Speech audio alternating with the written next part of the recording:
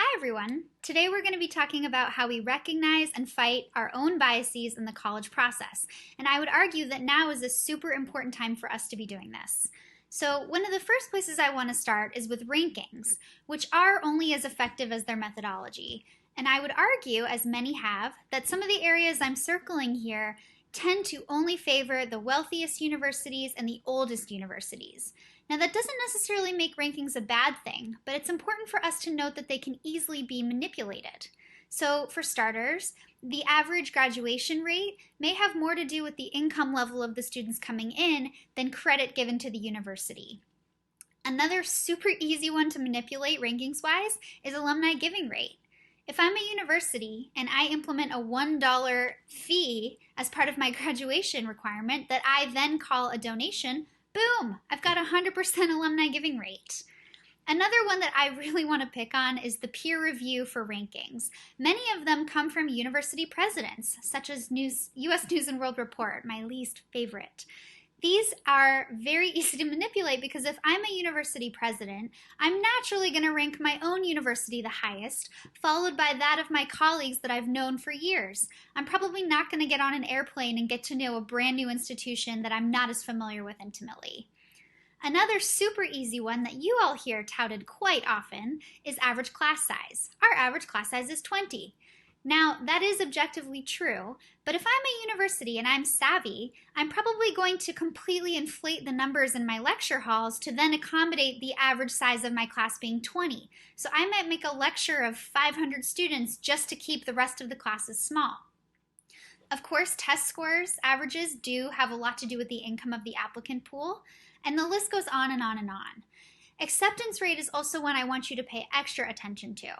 So you might remember that the College Board can actually sell your email addresses based on your SAT scores, and ACT does the same thing. So colleges that can afford it are emailing you more often, and if you open an email, it counts as an inquiry.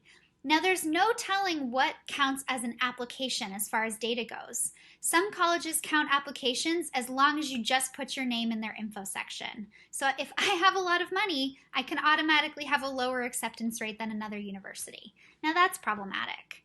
So I want to talk about something that we personally can control, and that's heuristics. Heuristics are mental shortcuts that we make to help us understand a lot of complex information. And sometimes heuristics can be extremely helpful. They were helpful in me making pancakes this morning without a recipe. I have a sense of what belongs together. But in one case, we need to be super careful about heuristics, which is making grouping decisions about information. Just one of many heuristics that exists out there. One I would definitely point out as an example is the Ivy League. Now, this is a grouping heuristic here where I might take all of the information about these schools, push it aside, and just assume that if it's an Ivy League institution, it's a good institution. But really, the Ivy League is a sports league, and those schools are actually part of that league completely by their location and when they were founded. They didn't do anything special to earn that association that we make. Take a look at the photos below and determine which one you think has the lower acceptance rate. Now, already you've probably felt your heuristics at work, right? You group in your mind that all of the ivory-colored or brick buildings probably signify a better college, and a school with maybe some outdated architecture may be considered less privileged. Well, in this particular scenario, we have Cal Poly SLO versus Reid. You probably can guess which is which. Now, you've probably got some more biases or some more areas where you group things together. So all public schools or all Cal States are over here, and all schools like Reid are over there. Well, you'd be surprised to learn that Cal Poly SLO is actually far more selective than Reid. So it's important that we disrupt our associations and our biases to consider one school good and the other less so. So let's talk a little bit about cognitive biases. These are common patterns where our perception has a nasty tendency to cloud our judgment and our rational thinking. These happen all the time in our everyday lives, but they're especially important to think about during the college research phase. So one of the first ones we can think about is anchoring bias. Very commonly, you might think of a school as good or bad based on decades-old schema of what you've perceived to be good about that place. And it probably has nothing to do with the actual offerings at the university and much more to do with what your grandparents have told you, what your parents perceive to be good schools, what your friends have said about folks that go to those schools, even what you've seen in movies and television. I know I had a rosy view of Harvard after seeing Legally Blonde when I was in elementary school. I'm dating myself there a little bit. So it's important to think about this, and not just in terms of prestige. It's important to name it in other ways as well. So when I was your age, I remember I applied to my future alma mater because somebody in my psychology class said that it was a really cool place, and because I thought that that student was cool, by transitive property, of course, I also had to apply there. Embarrassingly enough, that student never mentioned it again, nor did they apply. Another really popular one I see all the time is the availability heuristic. So we see one niche review or one ranking and we automatically take it as fact. And that's especially true when the information comes to us easily. Another one we might look at is the bandwagon effect. I see this often when you all bring me a college list, and I see a lot of the same college on 15 different students' lists. And sure, it may be a wonderful fit for a lot of you for many different reasons, but I would argue that there's something else at play. You're feeling some comfort knowing that other students approve of this school, and therefore it feels safer for you to fall in love with it as well. Another one is confirmation bias. So you already have a preconceived notion of a school in your head. It's hard not to, but then you might point all of your research to confirm that story you've already told yourself. So if I already worried about the party culture at a school I know little about, everything I'm searching for, I'm only going to pay attention to what confirms that impression I already had. Another one, kind of in that similar vein, is stereotyping. So you may think this doesn't happen to you without a campus tour guide, but I would argue it can still happen, that you might see one person in your life that you associate with that school, and automatically that gives you an impression. So maybe it's a neighbor that you think is less intelligent than you, ergo, all students at that school are less intelligent than you. Or if you did go on a campus tour, if your tour guide was super magnetic and charismatic and you could picture yourself being that person's friend, you probably were much more attracted to that school than if your tour guide had made a bunch of really lame geology jokes. Let us not forget. So now let's focus on a few more that kind of allow us to incorrectly forecast what we think is going to happen before it's actually happened. So diminishing returns is one. We have a natural kind of human tendency to want the thing that feels less accessible. So we might find in our heads that if a school is more selective, we might perceive it as better. And that's a really hard thing to fight, but it's important that you really recognize what's going on here and recognize too that the schools that are less selective are equally valuable and don't have that much of a difference between the ones you've already found. Another one I'm finding a little bit more in these odd times is Ostrich Effect, where it's a lot easier to hide from your college counselor than to have these conversations about what your priorities are. So maybe you're not checking your email, maybe you're checking your email but you're too scared to check on those scattergrams. Or maybe you have a hard time starting to research your likely colleges and it's easier to put it off because you're afraid that you might be sacrificing something by looking at a less selective college. So it's important to take our heads out of the sand and recognize it when it happens. Another one is the outcome bias.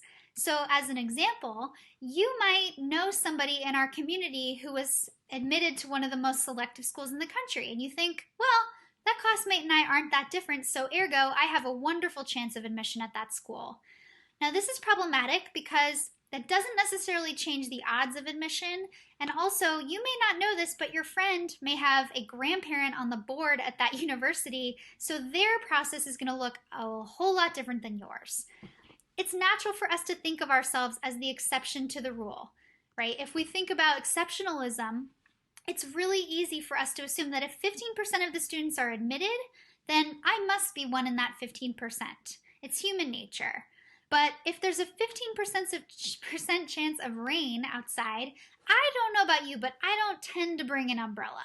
It's just difficult to be emotionally there when it comes to these outcomes. Now, how do we recognize and fight our own biases? Well, for starters, you really just did. Even naming them as they're happening every once in a while can be a huge step in the right direction. Another thing I would argue is to recognize coded language and when you're using it. So I'm going to give you some examples of times when we can tell that there's some bias at play. We hear this one a lot, the three of us. I want a more rigorous college. Now this is usually code for, I want a school where if I say the brand name of it, other people will be more impressed. Or I have a preconceived notion of the type of students that go to that school that feels more comfortable to me. And I would invite you to really consider where it came from and to go back to your own criteria versus defaulting to the criteria of others. This is another one. I will only consider colleges in blue states. Now, I would argue that this student is making a pretty huge generalization about an entire region of the country. Never mind the fact that there are blue cities in red states, and then even among that, there may be a college within that area that has a lot of the same values that you value. And in another breath, you might also say that you want diversity, but is socioeconomic or political diversity okay with you as well? So let's look at a new study based on millions of anonymous tax records, which compellingly shows that colleges are far more economically segregated than previously understood. So if we take a look at this first list from the study, these are where the wealthiest individuals in America go to college. Now you might notice here some schools that look familiar. These are schools that are largely in the MA community perceived to be good colleges. Colleges that Robert and Aaron and I can comfortably suggest to you, and you all probably won't bat an eye or question us at all. But if we were to suggest schools on this next list, we would get an entirely different reaction. We might get a mistrust, my counselor doesn't know me at all, or I don't know anyone that goes to that school, or ugh, look at that name. You name the reaction. But based on the research, these institutions have the most diversity and lead to better actual social upward mobility for all of the students and not just those underrepresented. So what this tells us is that we really need to take time to unlearn a lot of the biases and stereotypes that cloud our judgment. So I'm just going to name it. This is probably my least favorite sentence in my job. But that's not a good college, Jamie. Well, what I hear when you say that, to be honest, is students that go to that college don't have money like I have money. And that is something that we really need to take the time to unlearn. And it can be a hard habit to break, but sometimes half the battle is just recognizing where these impressions come from and doing our best to be self-aware, which, as you probably have heard us say a million times, is one of our 4 office values. So don't be hard on yourself, but be aware of these things that are starting to creep into your brain, because you're in charge and you're the boss of your own process. So we're going to breathe in logic and breathe out bias. And we're never going to say good or bad ever again. Namaste.